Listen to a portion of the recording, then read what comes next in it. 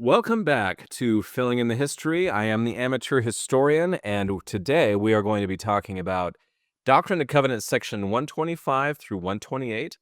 And I will humbly say that this might be covering the most material of any episode in Filling in the History. And I would say, in terms of the Doctrine and Covenants, this spans the widest period of time for the entire history of the church from the Doctrine and Covenants perspective. I'm going to have to go about this in a little bit of a different way. Section 124 is where we left off. That's where we left our heroes. And then there comes a slew of promissory notes and so forth. We get a letter from Oliver Granger giving a report on paying off debts, as well as apologizing that Joseph's wishes were not honored at the General Conference because they didn't receive the letters in time. Now that that is over with, that's where we last left it off, right? That's section 124. But I wanted to show you how much we're going to cover. By the published volumes of the Joseph Smith papers, we're going to cover all of this. This is 4 volumes, volumes 8 through 11, which means February of 1841 through February of 1843. All of this will be covered today in this episode of Filling in the History. So, because of that, what I'm going to do is a little bit opposite. We are going to be covering 897 documents worth with 4 published revelations that will be explored for 1841 and 1842. Therefore, basically what I'm going to do is skip everything and just mine out what's of interest and summarize the rest, because otherwise we're going to be here for hours and hours and hours. And I know you love me that much, but I'm going to try to spare you of that. So let's do this. Starting now with part 1 here, which is going to be section 125, 126, and other adventures. So, Joseph, we're going to start off here. Joseph is made the trustee in trust officially through a statement to the county recorder of Hancock County on the 2nd of February, 1841. So this is legally binding. This is like a true trustee in trust. This happens on the 2nd of February, 1841. And this has wide-ranging effects even after Joseph Smith is murdered. On the same day, he gives a discourse about how a failure for the church to perform baptisms for the dead will result in the Lord rejecting the church as a whole. We get another discourse after this on the 9th of February, 1841, that I'm just going to quote this, quote, Adam did not commit sin in eating the fruit, for God had decreed that he should eat and fall, but in compliance with the decree, he should die. Only he should die was the saying of the Lord. Therefore, the Lord appointed us to fall and also redeemed us. Now, this is a very major change here. This idea that the fall of Adam and Eve, according to Latter-day Saint doctrine and teaching, is that it was not necessarily some crime or like, oh my goodness, what could we, whatever. That God foreordained mankind to fall, meaning that he had a plan for living in the Garden of Eden. He had a plan for humanity falling from grace and a redeemer. Like it was all there, that was all thought of, which I think is intelligent. And there's been some in the church who have said and taught that Adam could have been in the Garden of Eden for 1 billion years. We really don't know, but it's one of those things where God has thought of both. And so it's not necessarily some vast punishment against humanity for that. This is a very unique teaching to the church. We do get, after this, get an interesting letter to David Hale as an effort to gain a better relationship with Emma Smith's family. They were invited to come and see, and we don't know if there was ever a response, but we do get an interesting letter to Violet Kimball, who was helping women who had traveled from England to Nauvoo, and Joseph trusted that she would act in good judgment on how long to board these new saints or turn them away eventually. So those are a couple of very interesting letters that we get, is kind of an olive branch to the Hale family, and also kind of coordinating with Sister Kimball about how to handle all these people who are coming in from England. So the rest of what I am skipping is the organization of the city of Nauvoo. There's going to be a lot of legal protections. The charter goes out.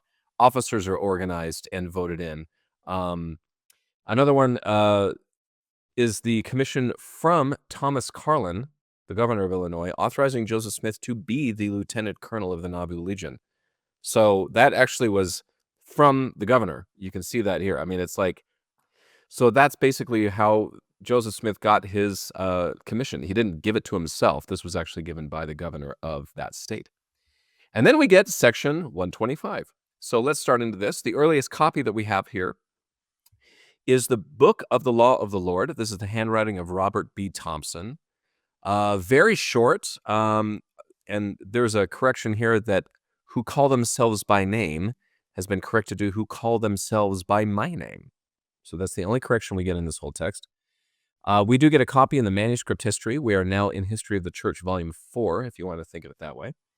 We also get another copy in the History of David Pettigrew. And please see your Marauders map. Excuse me, I'm sorry, that's Peter Pettigrew. But David might be his brother, we don't know. But that's a lame Harry Potter reference for those of you who are actually paying attention. This was actually never published in Joseph Smith's lifetime, so it's not in the Doctrine and the Covenants or anything else. Circumstantial introduction to section 125. The Book of the Law of the Lord gives a revelation given in the city of Nauvoo in answer to the following interrogatory. Manuscript history gives us, about this time I received a revelation given in the city of Nauvoo in answer to the following interrogatory. What is the will of the Lord concerning the saints in the territory of Iowa? David Pettigrew gives no intro, but just starts in with a question. And there are no differences between modern section headings between 1981 and 2013. So let's get into the historical introduction, which says this. In early March 1841, Joseph Smith dictated a revelation directing the Latter-day Saints in Iowa Territory to settle in Zarahemla, Lee County, Iowa Territory, or in other appointed gathering sites. Beginning in 1839, many members of the church settled on the Illinois side of the Mississippi River in and around Hancock County, while a smaller number settled in scattered communities across the river in Iowa Territory. This early revelation was read along with a 19 January 1841 revelation at the April 1841 General Conference of the Church in Nauvoo. Okay, so this is a little bit about where it was, and it was then read out loud at a general conference in Nauvoo. All right, so it is time to move, and we mean right now. It says this. According to William Clayton's diary, Joseph Smith believed the intent of the revelation was to consolidate the scattered Latter-day Saints settlements in Iowa for the sake of safety. Joseph Smith even invoked the grim specter of the 1838 massacre at Haun's Mill, Missouri, which occurred in part because Haun's Mill was isolated from other settlements. On the 24th of May, 1841, Joseph Smith wrote a letter in which he informed the saints that all stakes except for those approved in Hancock County and Lee County were discontinued, and that saints living outside of those stakes should relocate to one of the approved areas as soon as they were able. In an August 1841 church conference held in Zarahemla, Apostle John Taylor re-emphasized the revelation's call to gather there. A large number present agreed to move in and assist in building up Zarahemla, as the revelation directed. By August 1841, there were 326 members living in the Zarahemla branch. So it's a very interesting move that Joseph says, hey, by the way, if you're living in these stakes, well, you're not. I am disbanding all of this. You have to move into this Zarahemla area. We do get a footnote for the intro here about Zarahemla. It says this. Zarahemla was named after a prominent settlement in the Book of Mormon. The Book of Mormon indicates that the land and city of Zarahemla were named after a king of that same name who lived approximately 2 centuries before Christ. And I will say, too, I believe Zarahemla is not a Nephite name, if I remember my Book of Mormon correctly, that it was actually a Mulekite name. So it's kind of an interesting thing. This sort of proves the idea that it wasn't like, oh, there was one group of people that came to the Americas and blah, blah, blah, blah. There was a lot of groups that were a part of this, at least 2 that we're seeing here, and more that we also see in the Book of Mormon. There's also an interesting kind of how they read off revelations in general conferences. So this is a footnote as well. According to the published minutes of the conference, quote, General John C. Bennett then read the revelations from the Book of the Law of the Lord, which had been received since the last general conference. President Joseph Smith rose and made some observations in explanation of the same, unquote. So it's kind of fun. You have like, Hey guys, welcome back. Been a great couple of months. We've had some revelations. We're going to read those off to you now. And then the prophet who received these revelations will now stand up here and give you some explanations about what it all means. So it's like, oh yeah, that's very convenient and very clear. So I think that's very interesting. So let's get into some of the content and footnotes now. It is a very short revelation, so I'm just going to read it. It says this: Verily, thus saith the Lord, I say unto you, if those who call themselves by my name and are assaying to be my saints, if they do my will and keep my commandments concerning them, let them gather themselves together into the places which I shall appoint unto them by my servant Joseph, and build up cities unto my name, that they may be prepared for that which is in store for a time to come.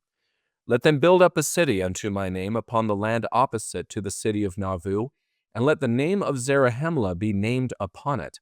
And let all those who come from the east and from the west and from the north and the south, that have desires to dwell therein, take up their inheritances in the same, as well as in the city of Nashville, or in the city of Nauvoo, and in all the stakes which I have appointed, saith the Lord.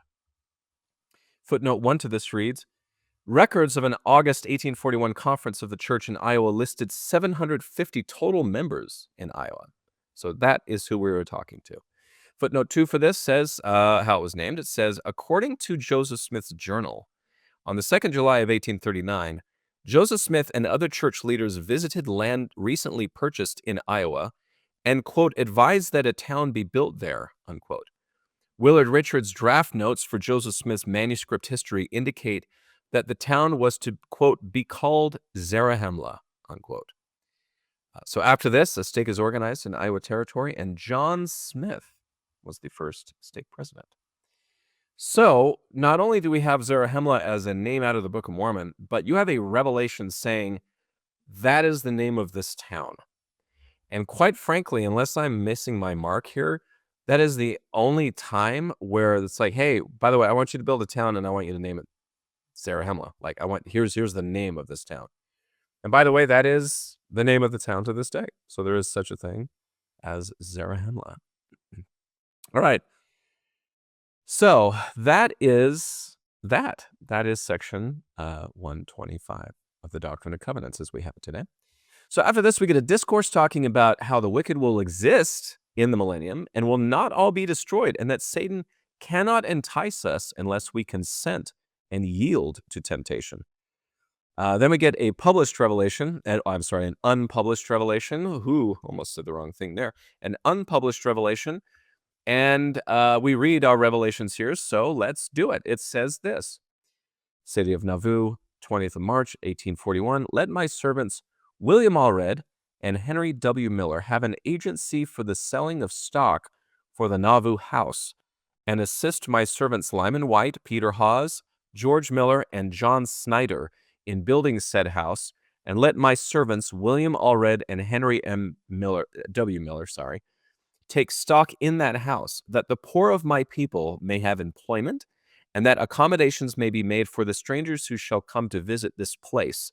And for this purpose, let them devote all their properties, saith the Lord. There you go. So a command to buy stock, to help out the people in the area. There we go. After this, we get a discourse about the Aaronic priesthood. Then we get a discourse explaining why the evil spirits in the New Testament would rather go to a herd of swine than be without bodies. Apparently, this is because spirits without bodies do not have power of those who are tabernacled, who have actual physical bodies. So therefore, this teaching is a teaching of Joseph Smith and not just anecdotal. And this is a big teaching of the church. This is a huge teaching of the church about the importance of a physical body, and that gaining this body is one of the main reasons. Just having a body is one of the main reasons why God created the world and why we have this whole plan and all that stuff. And to prove that point, the whole idea of, I think it was Legion who went into a herd of swine and they all ran off a cliff, kind of proved the point that these spirits crave a body so badly that they would rather be in a pig, which is an unclean beast in Hebrew tradition, than no body at all. So, interesting there. We get a lot of letters. We also get the announcement of the death of President William Henry Harrison after being in office a whopping 31 days. Then we get a benediction on the April 6th, which is in the printing of the Times and Seasons, during the laying of the cornerstone of the Nauvoo Temple. And it says, quote, "This principal cornerstone, in representation of the first presidency, is now duly laid in honor of the great God, and may it there remain until the whole fabric is complete, and may the same be accomplished speedily, that the saints may have a place to worship God, and the Son of Man have where to lay his head." So there you go. That's kind of a groundbreaking, as we would call it, or a cornerstone ceremony for the Nauvoo Temple. And William Henry Harrison, if you don't know your American history, wanted to give a really big old long speech out in the cold without his coat on, and he got super sick and died. He was in office 31 days.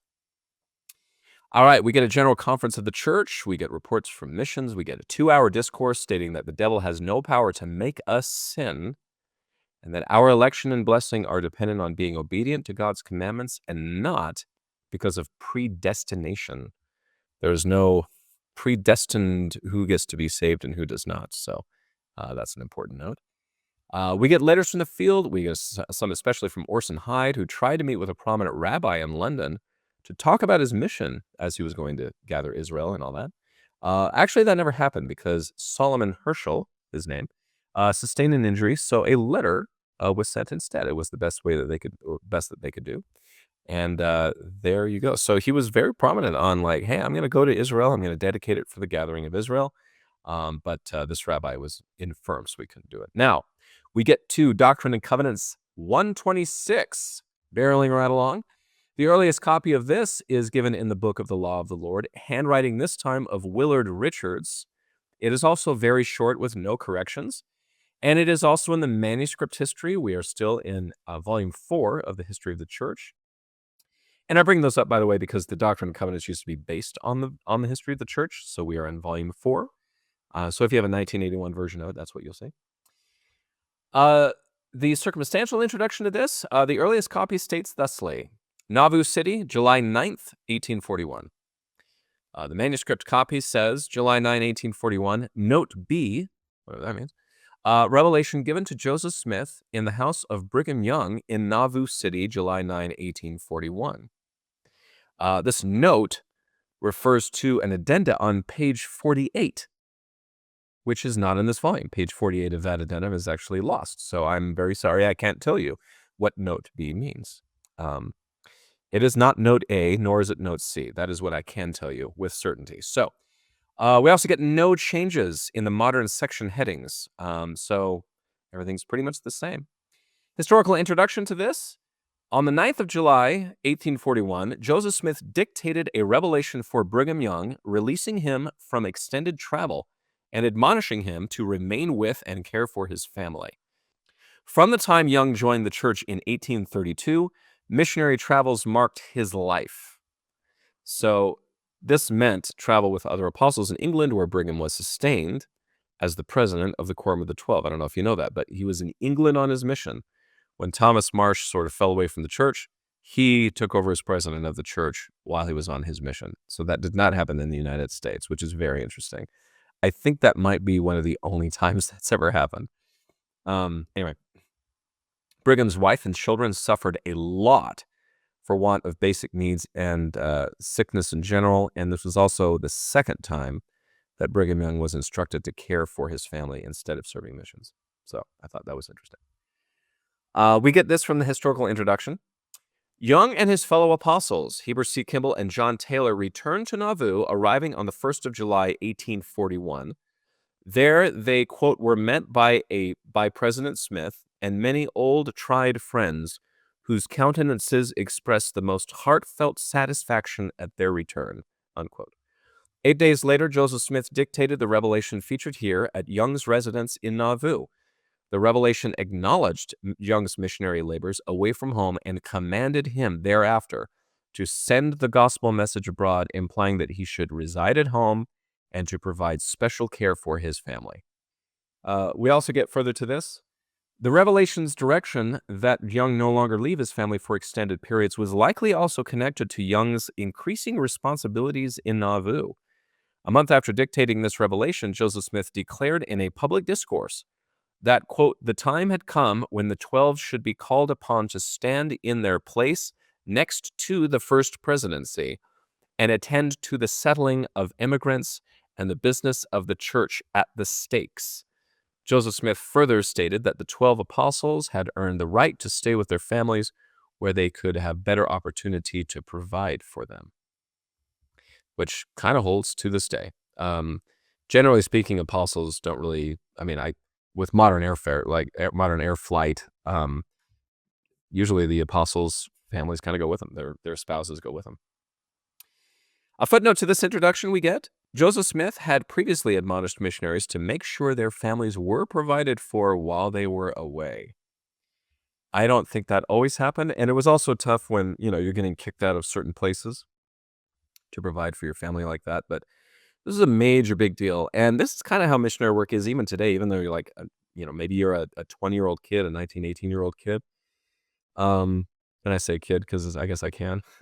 But I remember when I was called to serve a mission, it was like, put your affairs in order before you leave. Like, don't just leave stuff behind, like take care of it. Whatever that may mean. Obviously, I didn't have that many responsibilities, but that's been a teaching of the church from the beginning. So let's get into the content and footnotes, which is very easy to do because it's very short. So let's read it. Nauvoo City, July 9th, 1841. Dear and well-beloved brother Brigham Young, verily thus saith the Lord unto you, my servant Brigham, it is no more required at your hand to leave your family as in times past. For your offering is acceptable to me. I have seen your labor and toil in journeyings for my name. I therefore command you to send my word abroad and to take special care of your family from this time henceforth and forever. Amen. Given to Joseph Smith this day. And there is only one footnote in the Joseph Smith papers, and it says this. Joseph Smith had previously dictated a revelation giving similar direction to Thomas B. Marsh, Young's predecessor, as president of the Quorum of the 12 Apostles. In an 1837 revelation, Marsh was told to, quote, send forth my word unto the ends of the earth, unquote, and let thy warning voice go forth, while also being instructed to, quote, let thy habitation be known in Zion, and remove not thy house, unquote. So there you go. Now that is the end of our first part here. We're going to be getting into Nauvoo, the gathering, but lots of stuff. I have skipped over many, many, many documents here. The main thing being the sort of the constitution and putting together of the city of Nauvoo. And in our next, we're going to talk a little bit more about that and a lot about the gathering of various saints that have come to the United States to settle. So stick around.